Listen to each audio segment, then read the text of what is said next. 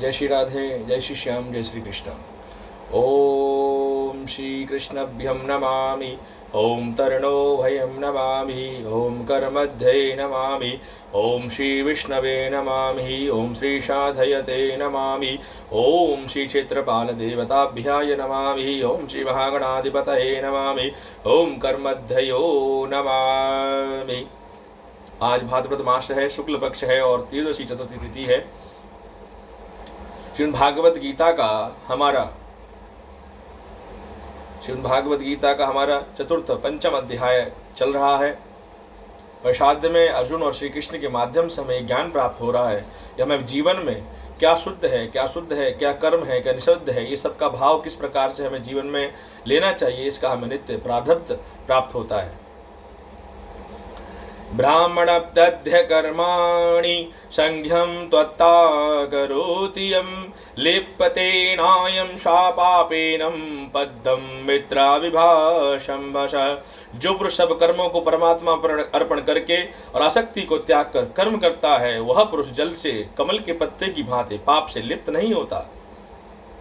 अर्थात कमल का, इसमें कमल के पुष्प का उदाहरण है। कमल हमेशा कीचड़ में अर्थात भाव में ही खिलता है, क्योंकि कमल साध्य कर्म में प्रसाद की भक्ति होती है। जब आदमी अपने नित्य कर्मों से पांच ज्ञानेंद्रियों को वश में कर अपनी सभी इंद्रियों को वश में करके जब भगवान में अपना ध्यान आसक्त कर देता है, तो उसको भगवान की भक्ति प्राप्त होती है और कभी भी उसका हृदय मन कभी भी अपवित्र भाव में ग्रसित नहीं होता। वो मन में भगवान की भक्ति को अग्रसर हो जाता है। कायेन मनसा बुद्धय केर प्राणेन्द्रियैरपि योगिनं कर्म कुर्वन्ति शंखं त्वत्र नाशोधये।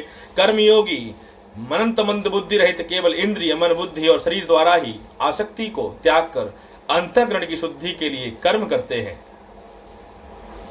युक्तं कर्म फलं त्वा शांति मनो नास्ति निष्ठिकम् आयुक्तं काम कारेणं फले सक्तो निबध्यते।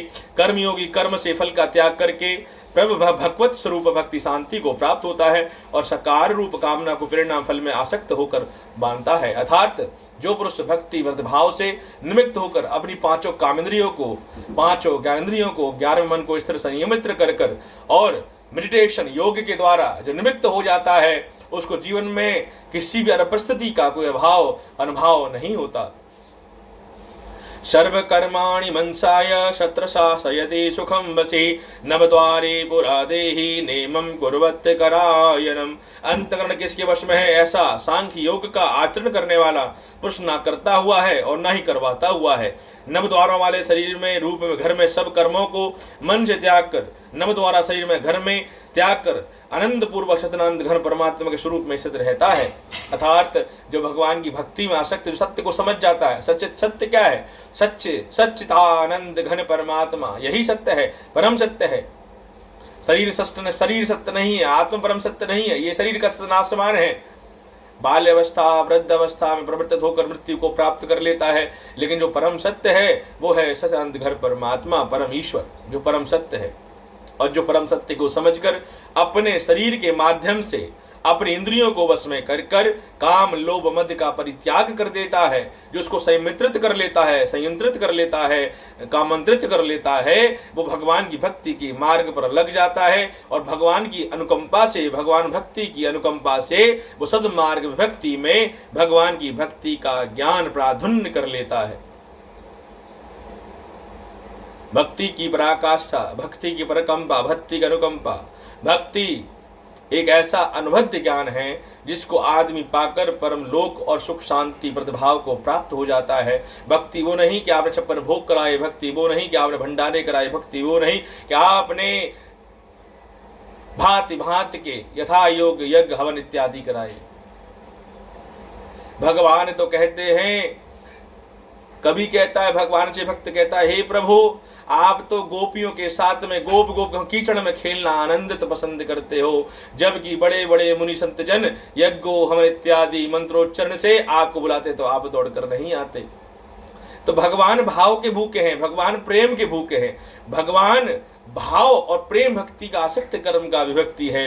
यही हमें सिखाता है। भगवान कहते हैं भावभ्याय भावक्षति भाव्यम भक्ति करिष्यामि कर्माधयोत नित्याभम प्रेमम रूपम करिष्यति। अर्थात जो प्रेम और भक्ति का भाव है वही आपकी भक्ति को प्राप्त कराने का साधक हो सकता है, माध्यम हो सकता है। इसलिए हृदय में सदा सबके लिए प्रेम रखो, मन में सबके लिए प्रेम रखो, कभी कुंठित मत हो, कभी किसी के काम लोभ मद का कभी भी आगमन प्रसागत ना करो। यही परम सत्य और कर्म भाग्य का प्राप्तिकरण है।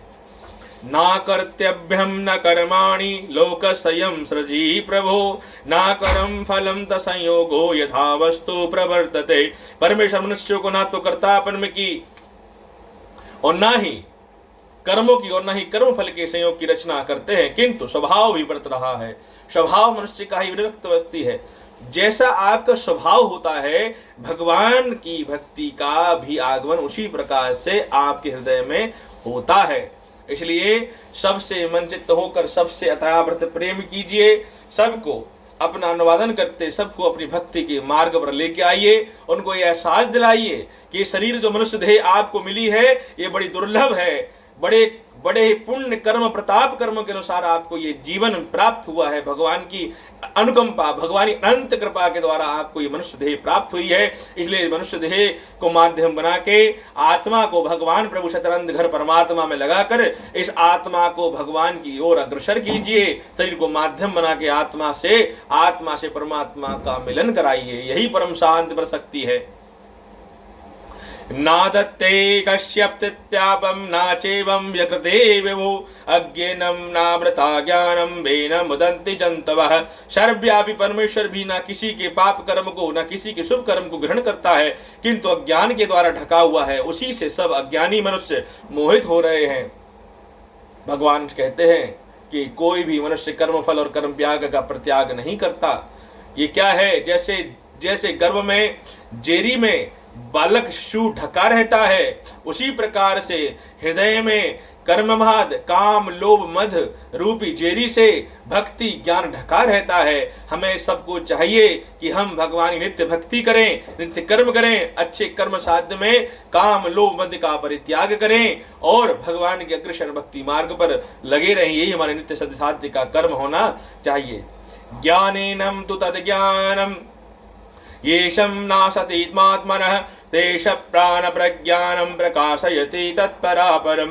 परंतु जिनका ज्ञान परमात्मा के तत्व ज्ञान द्वारा नष्ट कर दिया गया है, उनका वह ज्ञान सूर्य के सदृश सच्चिदानंद है परमात्मा को प्रकाशित कर देता है। जो काम रूपी अज्ञान, जो भ्रम रूपी अज्ञान, अहंकार रूपी अज्ञान और लोभ मद रूपी अज्ञान से प्रसिद्ध हो चुका है, जिसके हृदय में भगवान रूपी भक्ति का दीप प्रज्वलित हो चुका है, समस्त अंधकार को मिटाकर भक्ति रूपी दीप प्रज्वलित होकर समस्त अंग प्रतिभाव को, समस्त इंद्रियों को प्रकाशित कर आत्मा को भक्ति के मार्ग पर लगा देता है।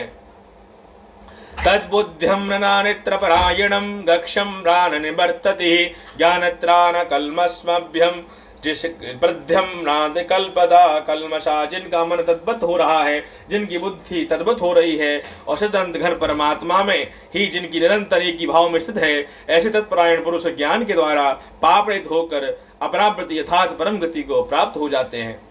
विदयं निरत्र संपन्नै ब्राह्मणे गभिहस्तीनं सुरहितं सेदृशभाषत्यै चाच पांडा समर्दशिनः। बेज्ञानी जन विद्या और विनियुक्त ब्राह्मण में गधा गौ हाथी कुत्ते और चांडाल भी समदर्शी होते हैं। बेज्ञानी जन विद्या वियुक्त ब्राह्मण में तथा गौ हाथी चांडाल में भी सददर्शी होते हैं। जिनके हृदय में मन ज्ञान बुद्धि का आगमन हो चुका है, जो भगवान की भक्ति को समझ चुके हैं, जो परम परायण परमेश्वर की भक्ति साध्य को समझ सकते हैं, उनको हर चीज में भगवान परमात्मा का स्वरूप ही दिखाई देता है। चाहे वो गौ हो, चाहे वो जीव हो, चाहे जंतु हो, चाहे अद्भुत पुरुष हो। इस आत्मा इस शरीर का दुष्ट दुरात्मा हो सकता है, लेकिन आत्मा को कोई भी और दुश्मन नहीं होता। इसलिए सबसे प्रेम कीजिए। एद्वयं तरतिसार्गय एषं शाभमेस्तते मनः निर्दोषं हिमं सर्वब्रह्माय तस्मादम्रवते स्थितः। जिनका मन स्वभाव में स्थित है, उनके द्वारा इस जीवित अवस्था में भी संपूर्ण संसार जीत लिया गया है, क्योंकि सच्चिदानंद घन परमात्मा ने दोष सम है और वे सच्चिदानंद घन परमात्मा ही स्थित है। अर्थात जो परमेश्वर हैं, जो इष्ट प्रभु हैं, वही परम सत्य है, वही परम नित्य है, वही सर्व सत्य कर्म का निमित्त सर्व कर्म है, वही शब्द सत्य का प्रतिभाव भी वही है। ओम श्री कृष्णभ्यं नमामि, ओम तरुणभ्यं नमामि, ओम कर्माधयं नमामि। ओम श्रीमद्भगवद्गीताय पंचमोऽध्याय मध्यांतरविश्रामं करिष्यति। ओम कृष्णो भयं नमामि।